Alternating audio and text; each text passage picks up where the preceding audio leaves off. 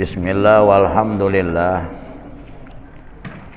wassalatu wassalamu ala rasulillah wa ala alihi wa sahbihi wa man wala wala haula wala quwata illa billah amma ba'du.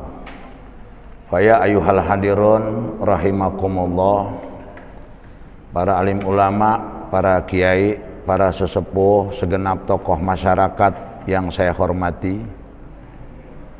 bapak-bapak dan ibu-ibu sekalian, juga para remaja.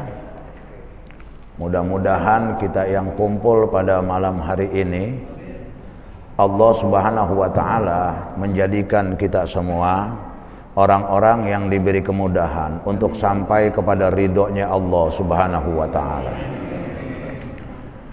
Para jamaah yang dirahmati Allah Subhanahu wa ta'ala, malam ini kita kumpul atas izin Allah.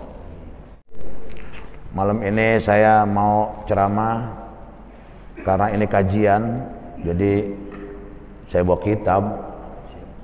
Saya mau rada-rada kalem ngomongnya. Iya.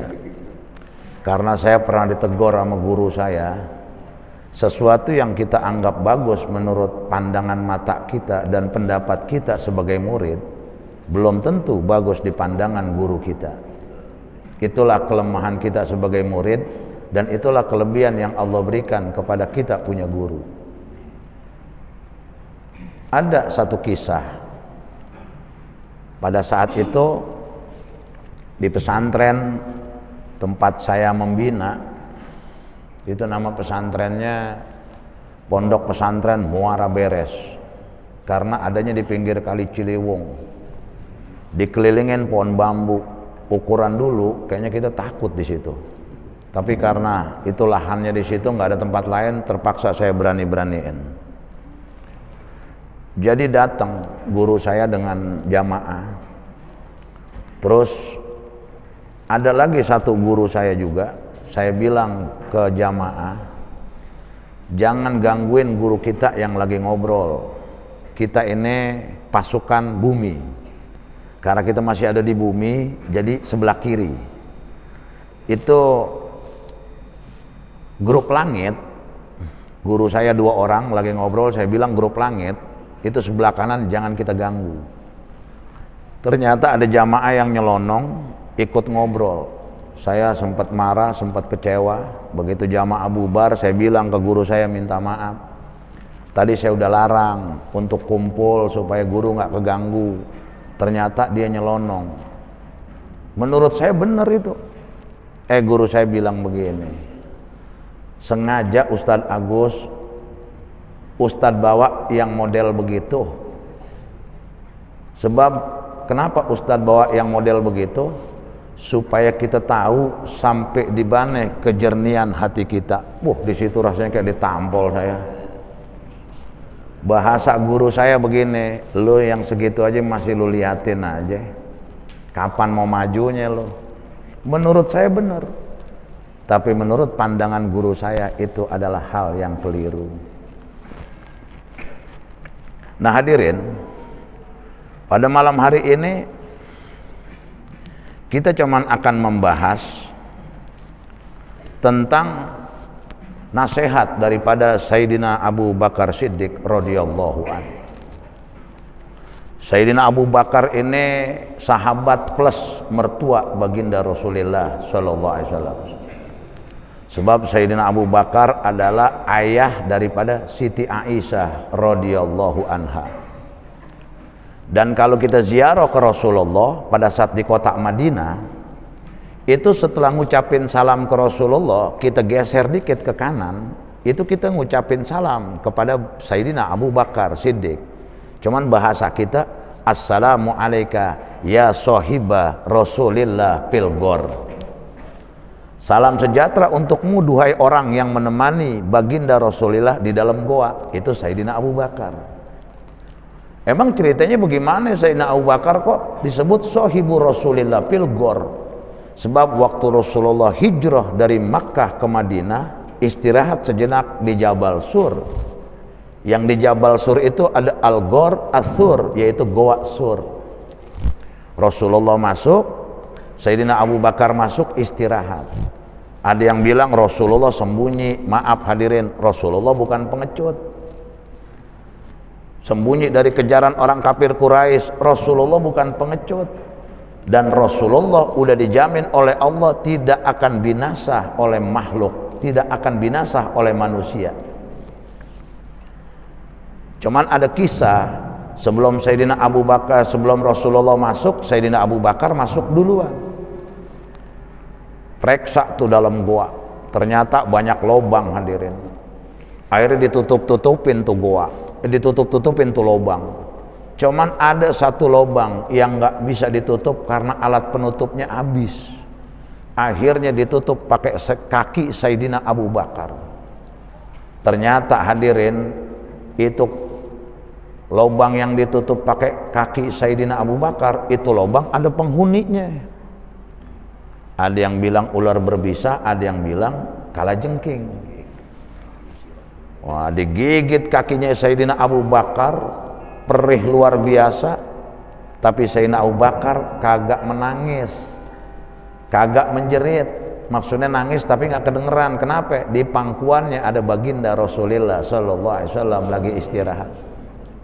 Sayyidina Abu Bakar cuma nahanin, tapi air mata nggak bisa ditahan. Akhirnya jatuh tuh air mata, kena pipi Rasulullah. Ditanya oleh Sayyidina baginda Nabi besar Muhammad Sallallahu Alaihi Wasallam, ya Abu Bakar, ya Abu Bakar, kenapa kamu nangis? Nggak apa-apa ya Rasulullah. Kalau nggak apa-apa, ngapa nangis? Apakah kamu takut dengan kejaran orang kafir Quraisy? Kata Sayyidina Abu Bakar, nggak takut ya Rasulullah. Kalau nggak takut, ngapa nangis? Kaki saya digigit binatang berbisa ya Rasulullah. Kenapa diam aja? Ini ngomong ya Rasulullah. Akhirnya dilihat kakinya Sayyidina Abu Bakar, diludahin oleh Rasulullah. Dengan izin Allah, sembuh lukanya, hilang sakitnya. Itu Rasulullah kelebihannya, ludahnya aja jadi obat. Rasulullah keringatnya aja jadi obat. Makanya ada sahabat ngumpulin keringat Rasulullah waktu Nabi tidur. Begitu Rasulullah bangun ditanya, sedang apa kamu? Ngumpulin keringat. Untuk apa? Untuk obat ya Rasulullah. Padahal Nabi nggak pernah ngumumin kalau keringatnya bisa jadi obat. Tapi sahabat ngumpulin, itu perkara bid'ah yang dikerjain sahabat di hadapan Rasulullah. Cuman emang manusia luar biasa tuh, dikumpulin keringatnya jadi obat. Kalau kita nggak tahu dah, ya kan? Tapi ibu-ibu boleh coba. Ya romane sakit, kumpulin aja keringat suami. Ya dengan izin Allah, kalau nggak sembuh UGD. Nah, Sayyidina Abu Bakar ini kasih nasihat kepada kita semua, sederhana. Kata Sayyidina Abu Bakar begini, ada 3 perkara yang gak bakal bisa ditemuin walaupun disandingkan dengan 3 perkara yang lain. Ini 3 perkara nih, disandingin dengan 3 perkara yang lain, gak akan bisa ketemu. Yang pertama apa? Kata Sayyidina Abu Bakar, al-ghina bil muna bidomil ghain, dengan didomahkan huruf ghainnya, al-ghina bil muna, bidomil mim, dengan didomahkan huruf mimnya. Orang pengen kaya tapi bil muna, dengan menghayal, angan-angan, gak akan sampai itu. Makanya orang kalau bengong mikirin agama berarti tapakur. Orang bengong mikirin dunia, menghayal. Dan orang menghayal, wow, itu pekerjaan paling enak hadirin. Kadang-kadang yang kaya orang yang hitung duitnya kita. Ada orang gusuran 4 miliar, yang gusuran orang tapi kita yang hitung duitnya. Karena kita hobi menghayal.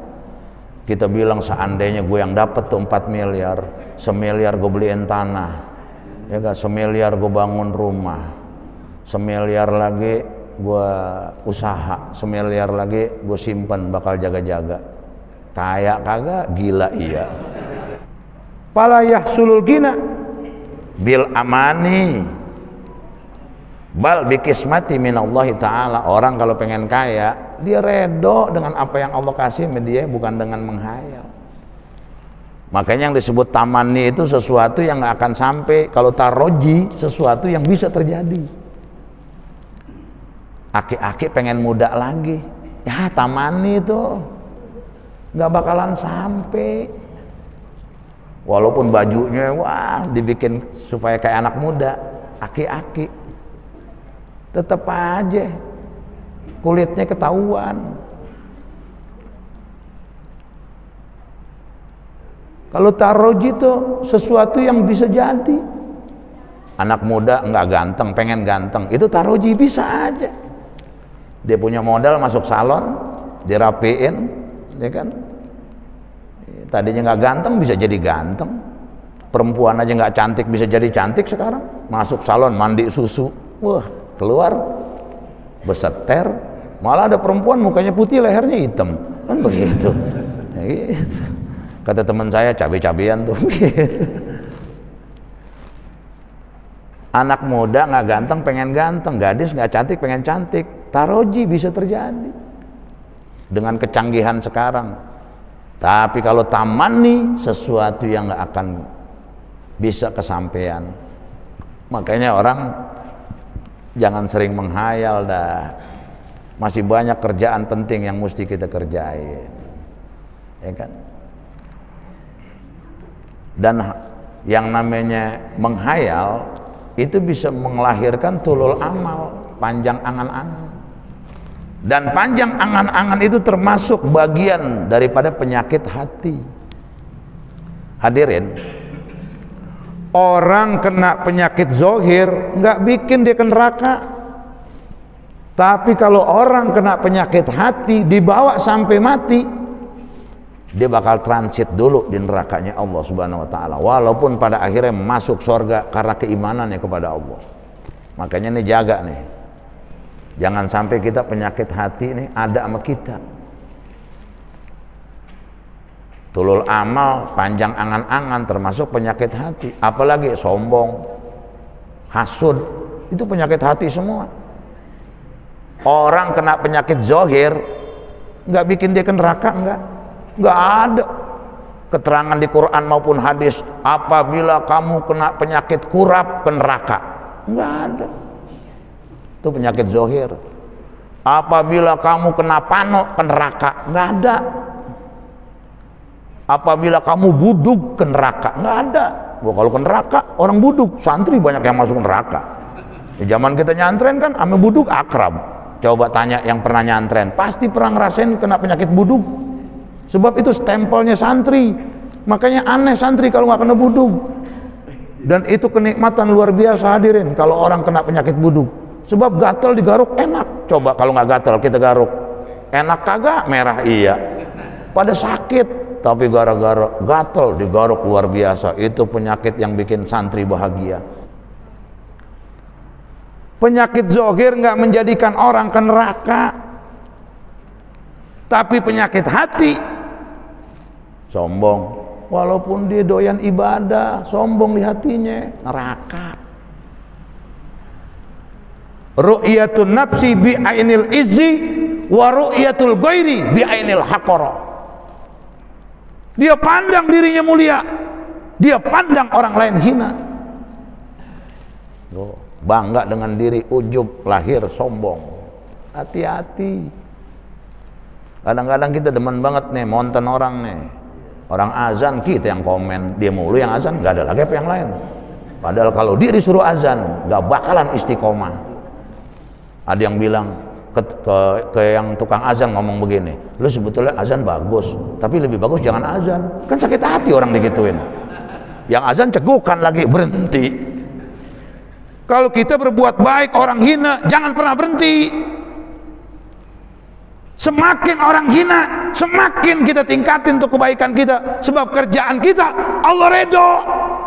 Peduli amat sama orang, jangan ambekan, baru digituin aja berhenti jadi muazin. Setan girang, tepuk tangan, menang dia, nggak nempan, digodain langsung melalui kawan kita yang ngomong begitu. Lu azan bagus, lebih bagus jangan azan, ngambek. Suara lu cakep, cuman kayaknya ember jatuh dari kubah, cakepan ember ada yang jatuh, lu marah.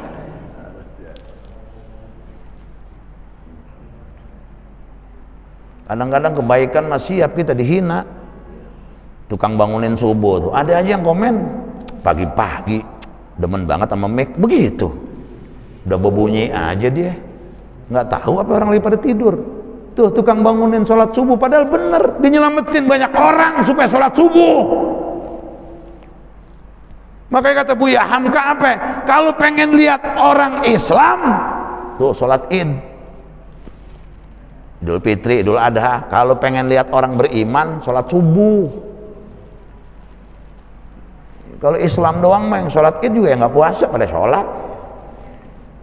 Yang puasanya jam 3 hari sholat, malah paling depan deh, lebaran gitu. Subuh kalau pengen lihat orang beriman. Makanya ada satu negara Islam pengen diserang sama orang kafir. Begitu sampai di perbatasan kota, kata komandannya begini, coba liatin dulu bagaimana kondisi itu negara Islam sebelum kita serang. Dikirim intelijen. Begitu intelijen datang, dilihat anak muda lagi nangis di gerbang negara Islam. Begitu lagi nangis ditanya, "Dek, kenapa kamu nangis?" "Saya nggak sholat subuh berjamaah." "Tapi sholat man nggak kebagian berjamaah." Balik tuh intelijen lapor, "Komandan, itu di depan gerbang saya nemuin anak muda." Terus anak muda itu lagi nangis, "Kenapa dia?" "Nggak sholat subuh berjamaah." "Tapi dia sholat." "Oh kalau begitu jangan diserang, nggak dapat jamaah jadi nangis, ya nggak? Apalagi negaranya kita serang, habis dia, habis kita sama dia. Bisa-bisa bukan dia yang jadi deng-deng, kita jadi abon, kan begitu. Nggak jadi diserang. Tapi begitu datang lagi mereka di waktu yang lain, kata komandannya, "Sekarang liatin bagaimana kondisinya, sama kayak dulu. Kalau sama balik aja kita, habis kita dah." Begitu diliatin pemandangan yang berbeda, dilihat anak muda, laki perempuan lagi pada tertawa di depan gerbang. Ditanya, "Kalian ini mahram?" "Bukan, kami ini anak-anak muda yang gaul, bukan mahram, tapi bebas kami saling berdekatan." Tuh, mahram ya, bukan muhrim. Muhrim tuh orang yang pakai ihram. Kalau saudara mahram, bukan saudara. Goer mahram, bukan mahram. Jangan salah nyebut, lu jangan pegang-pegang, bukan muhrim. Muhrim orang yang pakai ihram. Udah salah kenceng lagi, kan begitu. Iya, makanya orang yang pakai ihram disebutnya muhrim. Kalau saudara mahram, bukan saudara, bukan mahram. Itu kadang-kadang kita selampangan aja kalau ngeluarin bahasa. Kita umat Islam jangan urusan-urusan sepele jadi ribut, kan gitu. Banyak kan kita urusan sepele jadi berantem, ya kan? Itu sholat ada yang lebar kakinya, kita masalahin. Padahal walaupun kita diajarin sama guru kita, ya kan, di I'anatul Thalibin kan jelas, wa yusannu ayyuparriqa qadamaihi bisibrin, renggangkan kaki itu sejengkal. Tuh, bisibrin kita diajarin. Ada yang lebih, ya biarin dah, nggak batalin sholat, yang penting jangan ngincar kelingking, itu aja udah. Ini kan pakai jalan kakinya tuk. Ya kan, orang minggir mentok tembok, injak lah bang, begitu. Dan kalau sholat itu, maaf hadirin, ini kita melebar lah. Sholat itu kita lagi komunikasi sama Allah yang sopan. Orang sholat pakai baju yang paling bagus, yang keren. Kondangan aja kita keren, masa buat ngadep Allah sembarangan. Kondangan, beli baju batik mahal, pakai 2 kali, ya kan? Kondangan pakai parfum, wangi luar biasa, udah 200 meter masih kecium bau wanginya. Giliran sholat, barangan aja. Kadang-kadang kayak kaos, ya kan? Celana model sekarang, kaosnya ngangkat, celananya turun. Oh, Sholat pakai kaos nih, pakai celana, asal nggak kelihatan dengkul pusar, sah-sah aja. Cuman sopan apa kagak? Jangankan pakai kaos, sholat pakai sarung doang nih. Pakai sarung, yang penting pusar ketutup, dengkul ketutup, nggak pakai baju, sah nggak? Sah. Man pantas apa kagak? Kita sholat di Masjid Ar-Rahman, ya kan? Ar-Rahman ya? Ar-Rahman. Kita sholat di Masjid Ar-Rahman. Nih bawa bapak remaja, cuman kayak sarung doang, nutupin dengkul, nutupin pusar, sah sholatnya. Wah, paling depan lagi. Cuman ada yang bilang begini terus, dia udah lama begitu. Nah, jangan salahin capek-capek dah tuh.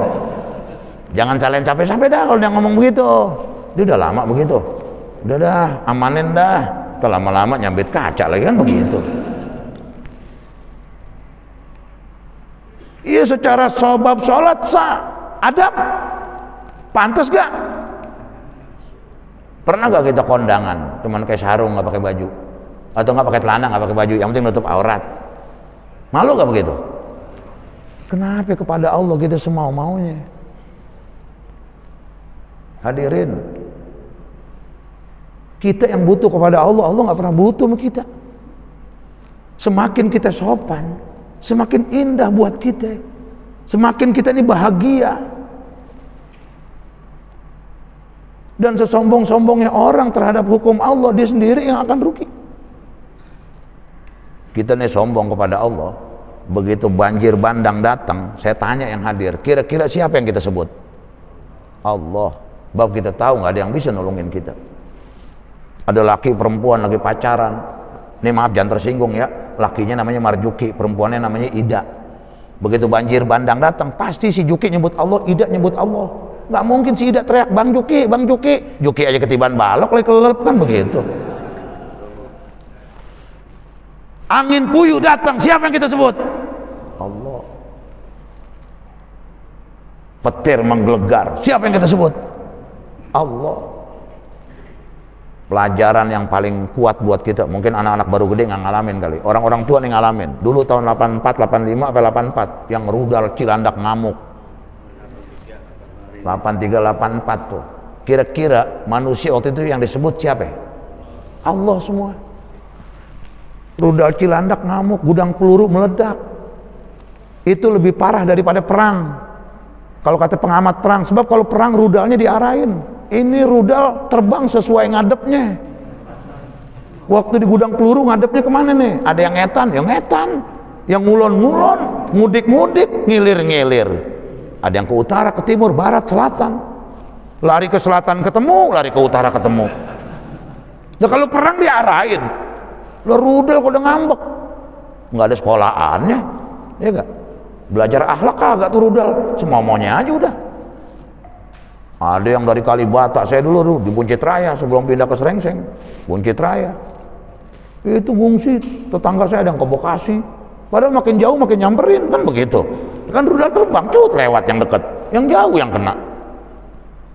Itu waktu rudal Cilandak ngamuk hadirin, yang di rumah takbir, lari ke musola, masjid, yasin.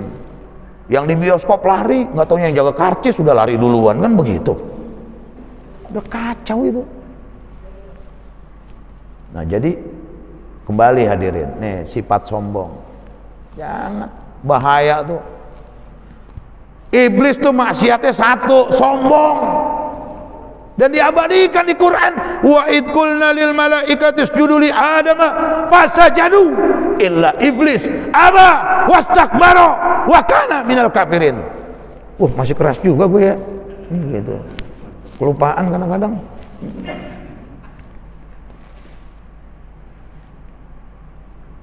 Iblis itu karena sombong. Asalnya iblis namanya Azazil. Ya kan? Pernah ngimamin malaikat. Gara-gara sombong diganti namanya oleh Allah dari Azazil jadi iblis.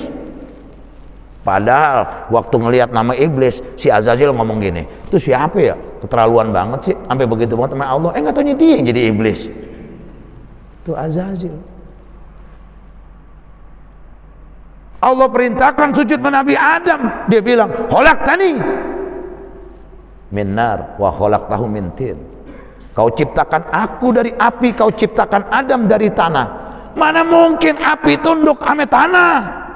Iblis ngelihat Nabi Adam, tapi nggak lihat siapa yang perintah buat sujud hormat sama Nabi Adam. Kan yang perintah Allah. Dan iblis dan Nabi Adam dari sorga ke dunia, itu bukan berarti Allah nggak tahu. Allah tahu, cuman Allah udah beri pernyataan sebelum nyiptain Nabi Adam, inni ja'ilun fil ardi khalifah, sesungguhnya aku ingin menjadikan di bumi seorang khalifah. Di bumi, bukan di sorga. Udah skenarionya Allah.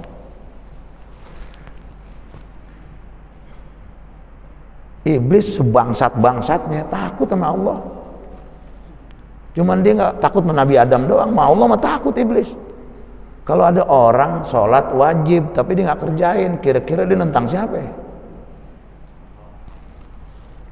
Itu kalau kita bilang, wah iblis mau kemana tuh, marah dia. Orang sholat nggak pernah ngerjain, padahal sholat diwajibkan oleh Allah, berarti yang ditentang siapa? Allah. Apalagi menganggap sholat nggak wajib, kafir. Apa yang Allah wajibkan dia bilang nggak wajib. Iblis takut sama Allah, makanya minta ditangguhkan oleh Allah supaya bisa mengganggu anak Adam. Allah persilahkan karena Allah tahu nggak bakalan dia jadi superior. Walaupun yang namanya setan, iblis, nggak tua-tua, nggak mati-mati, beranak jalan terus, makanya banyak. Dan kalau bukan kekuatan dari Allah, mana mungkin kita bisa menghindar dari godaan setan, godaan iblis. Makanya tingkatannya kan iblis, ifrit, murid, setan. Ini paling tinggi iblis nih, yang kedua ifrit, tiga murid, keempat setan. Ini yang gangguin kita setan dulu, nggak nempan murid, murid nggak nempan ifrit, ifrit nggak nempan iblis, baru setannya kadang-kadang kita udah godeng. Karena kekuatan dari Allah aja kita mampu.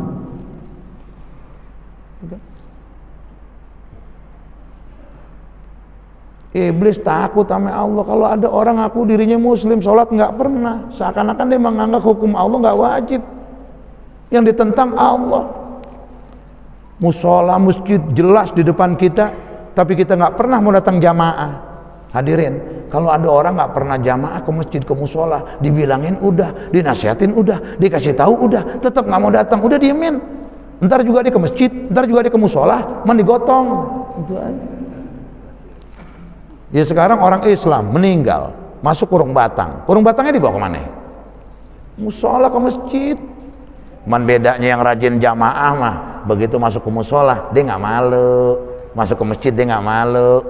Yang nggak pernah ke musola, nggak pernah ke masjid, ya begitu dia meninggal nggak bisa ngelawan, masuk dia maju udah digotong, sebetulnya dia malu. Udah gitu pengurus masjid ngomong begini lagi, akhirnya datang juga, emang enak digituin.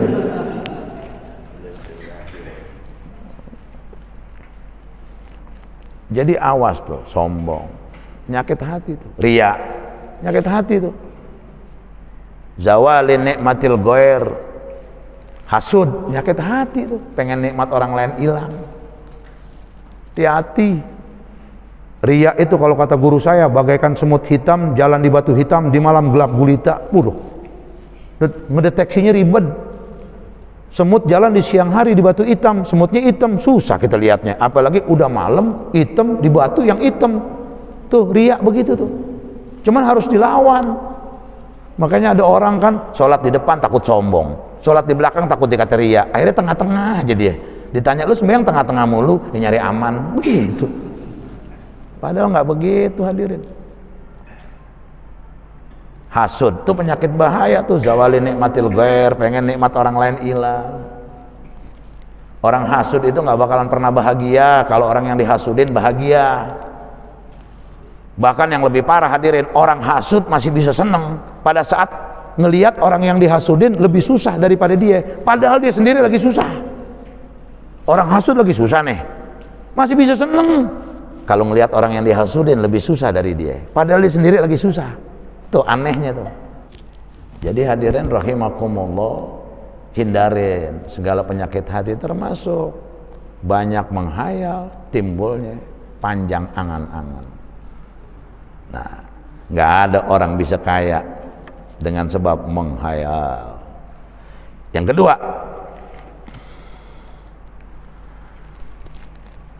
nah kitab yang gue baca mana tadi nih? Oh, ya. Yang kedua kata Sayyidina Abu Bakar begini, masih ada berapa menit? Terus? Lah jangan terus-terus aja ini. Yang kedua kata Sayyidina Abu Bakar Siddiq begini, nggak mungkin akan kesampaian walaupun disandingin dengan yang lain. Apa? Wasabab bil khidobi, pala yahsulus sababu bi khidobi sya'ri bil hina wa nahwihi. Pengen muda dengan disemir, gebakalan bisa sampai. Makanya rambut kita udah putih-putih aja ya, capek disemir, ntar jadi kuning kayak anak pang kan begitu. Aki-aki juga anak pang kan begitu. Anak pang juga malu, buset angkatan cabe nih kan begitu. Anak pang pakai ngomong buset angkatan cabe nih kan begitu. Nggak bakalan jadi muda dengan sebab disemir. Mau yang tua kek, mau yang perempuan kek, mau yang laki kek. Bapak-bapak udah tua ubanan, udah ibu-ibu udah tua udah. Ada orang rambutnya uban udah tua, disemir, oke, rambutnya bisa jadi kayak anak muda. Tapi tetap ketahuan kalau orang udah tua, ketahuan. Rambut boleh hitam, ajak lari. Ajak lari, insya Allah ngos-ngosan dia. Ketahuan tuanya. Nggak bisa dibohongin itu. Pakai henna, ya kan? Dengan dipikok, disemir, dipacar, pakai pacar, tetap aja ketahuan. Lagi kalau rambut udah putih biar kita nih tahu diri, ya kan? Jadi banyak ngerem, berarti udah tua. Orang kalau usia 40 ke atas masih maksiat aja, itu tanda-tanda tuh, takutnya su'ul khotimah. Makanya ada nasihat begini, anak muda taat ahsan, orang tua taat hasanun, baik doang. Kenapa orang tua taat hasanun baik? Udah tua pantas.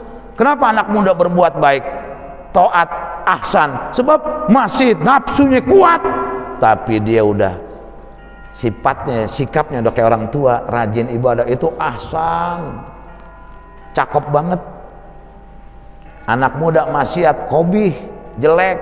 Orang tua maksiat akbah, jelek banget. Udah tua masih gapli aja, ya kan? Baca Quran malas-malasan, gapli, doyan banget. Yang ada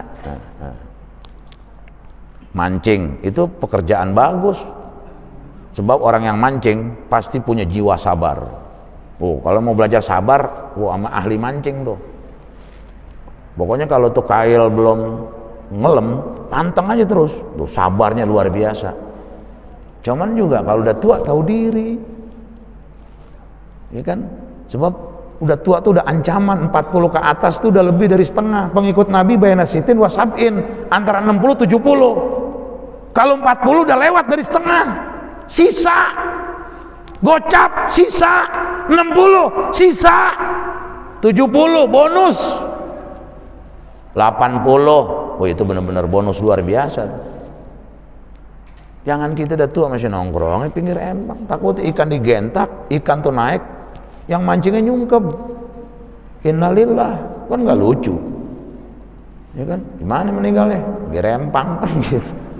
Jadi hati-hati hadirin, hidup ini kudu waspada. Kita ini hidup nggak lepas dari khauf, roja. Kalau kata Imam Ghazali begitu di Ihya Ulumuddin. Makanya hati-hati kita, adab jaga tuh.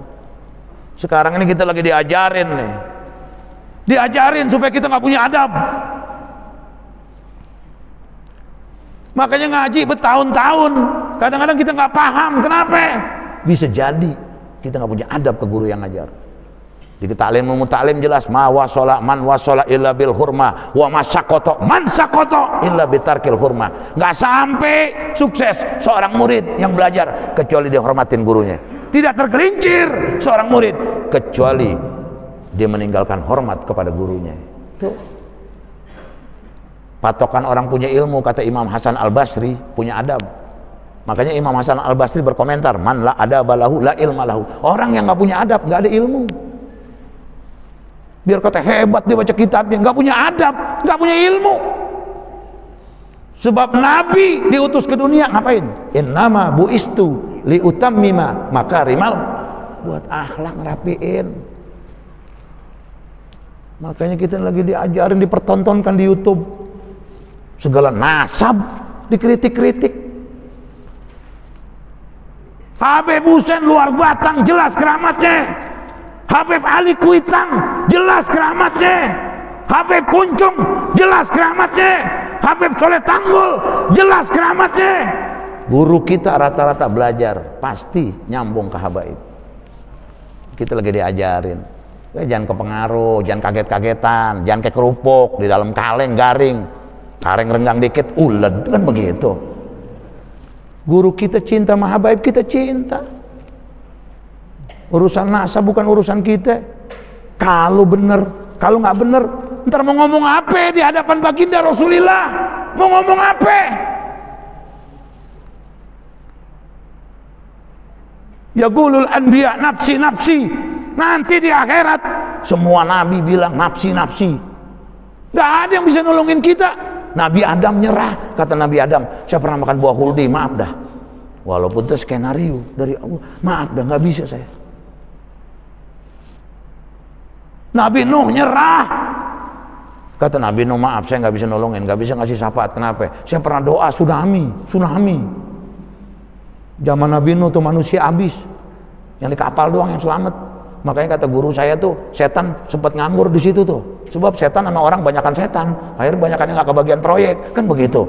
Akhirnya setan banyak yang nganggur, nggak kebagian proyek, puyeng. Orang dikit, setan banyak. Yang selamat yang di kapal doang. Nyerah Nabi Nuh. Sampai Nabi Isa nyerah. Wahabibuna Muhammad yaqul analaha. Cuman Rasulullah yang memintain syafaat kepada Allah, dan Rasulullah dengan izin Allah yang memberikan syafaat kepada kita. Dan Rasulullah kasih mandat ke guru-guru, ke ulama-ulama, ke orang-orang soleh supaya kita ada di barisannya.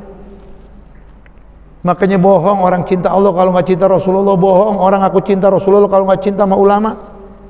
Hadirin, orang yang sayang dengan kita nih, kata Yahya bin Mu'az, adalah ulama. Makanya ikutin ulama kalau pengen ketemu Rasulullah. Yahya bin Mu'az sampai berkomentar, al ulama arhamu bi ummati Muhammadin sallallahu alaihi wasallam min abaihim wa ummahatihim. Ulama orang yang paling sayang dengan umat Nabi Muhammad, lebih sayang daripada ibu-ibu mereka, lebih sayang daripada bapak-bapak mereka. Ada yang protes, wa kaifa dzalik? Kenapa bisa begitu? Bukankah ulama, bukankah ibu bapak kita orang yang sayang sama kita? Ngapa jadi ulama? Kata Yahya bin Mu'ad, benar, bapak ibu kita sayang, tapi yahfaduna min nari dunia, mereka jaga kita dari kesusahan dunia. Ulama bukan hanya kesusahan dunia, kesusahan akhirat pun dijaga, jangan sampai ngalamin. Guru kita yang ngajarin ilmu agama ulama. Kalimat jamak dari mufradnya alimun alimani ulama. Kata dasarnya alima ya'lamu ilman wa ma'laman fahuwa alimun, isim fa'il. Sayang ulama, habaib kita sayang, kita hormatin. Guru kita sayang. Ulama-ulama semua kita sayang. Walaupun yang patokan kita guru satu yang disebut Syaihut Tahkim, Murabbi, Mursid. Tapi guru-guru lain kita hormatin, Syekhul Barokah. Kita ambil keberkahan dari mereka. Guru yang nuntun kita satu, itu yang jadi patokan kita. Makanya Al-Habib Umar bin Abdurrahman Al-Atas lagi kumpul muridnya, kata Habib Umar, Nabi Khidir datang, semuanya lari. Si Ali Baros diam aja. Kamu kenapa nggak ikut lari? Nabi Khidir mau nemuin guru, maka saya mendingan di sini aja nemenin guru. Tuh, naik ratingnya dibanding yang lain. Sederhana, yang lain lari dia kagak. Makanya kita nih temenin guru kita. Bitulil ijtima, sahabat, tabi'in ke sahabat, bitulil ijtima, kudu lama. Pala tasbutu tabi'a illa bitulil ijtima. Nggak disebut tabi'in kalau nggak lama kumpul dengan sahabat. Ma'ahu urfan alal asoh inda ahlil usul wal fuqaha. Beda lagi sahabat ke Rasulullah, sebentar aja jadi sahabat. Yang penting manijtama mu'minan bin nabi ba'da risalati walau gobral amri bidakwati fi hali hayatihi ijtima'an muta'arrifan. Sebentar aja beriman jadi sahabat. Kalau tabiin ke sahabat lama bitulil ijtima', apalagi kita ke guru. Biar lama. Susahnya murid guru tahu, susahnya guru murid kadang-kadang nggak tahu. Yang lebih parah pura-pura kagak tahu. Yang ketiga, wasihabil adwiyah. Ya kan? Sehat dengan obat nggak bakalan sampai. Maksudnya apa? Binafsil adwiyah, dengan sejatinya itu obat nggak bisa. Yang menjadikan kita sembuh hakikatnya adalah Allah Subhanahu. Obat tuh hanya sebab aja. Gitu. Ada orang nebus obat dia nggak paham resepnya. Dapat resep nggak paham karena orang kampung. Akhirnya dari dokter tuh resep direndam aja diminum, baik kan begitu. Ya kan? Karena Allah ngizinin. Ya kan? Ada orang habis minum obat batuk bingung. Kenapa lu bingung? Ini aturannya kocok dulu sebelum minum. Gue belum kocok langsung minum. Terus gimana solusinya? Lu lompat-lompat aja kan begitu. Akhirnya dilompat-lompat kan begitu. Ada orang berobat kemana aja nggak sembuh, air zam-zam yang nyembuhin. Allah ngasih izin. Kadang-kadang air dari kiai, air putih ditiup, kan yang masuk oksigen, yang keluar racun. Nah kiai ambil, racun itu. Minum baik. Kenapa? Yang niup bukan orang sembarangan. Orang yang ahli dzikir, yang mulutnya senantiasa mengajak orang untuk ingat kepada Allah Subhanahu wa taala. Allah izinin jadi obat menyembuhkan. Deh, capek saya. Wallahu a'lam bishawab. Al-Fatihah. Bismillahirrahmanirrahim. Alhamdulillahirabbil alamin arrahmanir rahim maliki yaumiddin iyyaka na'budu wa iyyaka nasta'in shiratal mustaqim صراط الذين أنعمت عليهم غير المغضوب عليهم ولا الضالين آمين الحمد لله رب العالمين اللهم صل على سيدنا محمد وعلى سيدنا محمد ربنا اغفر لنا ذنوبنا ولوالدينا وارحمنا وارحمهم كما ربنا صغارا ربنا هب لنا من أزواجنا وذريتنا قرة أعين واجعلنا للمتقين إماما ربنا ظلمنا أنفسنا وإن لم تغفر لنا وترحمنا لنكونن من الخاسرين اللهم لا تدع لنا في مقامنا هذا ذنبا إلا غفرته ولا هما إلا فرجته ولا حاجة إلا قضيتها شرطها اللهم إنا نعوذ بك من علم لا ينفع ومن قلب لا يخشع ومن نفس لا تشبع ومن دعوة لا يستجاب لها اللهم يا قوي يا متين اكفنا شر الظالمين ربنا آتنا في الدنيا حسنة وفي الآخرة حسنة وقنا عذاب النار سبحان ربك رب العزة عما يصفون سلام على المرسلين الحمد لله رب العالمين السلام عليكم ورحمة الله وبركاته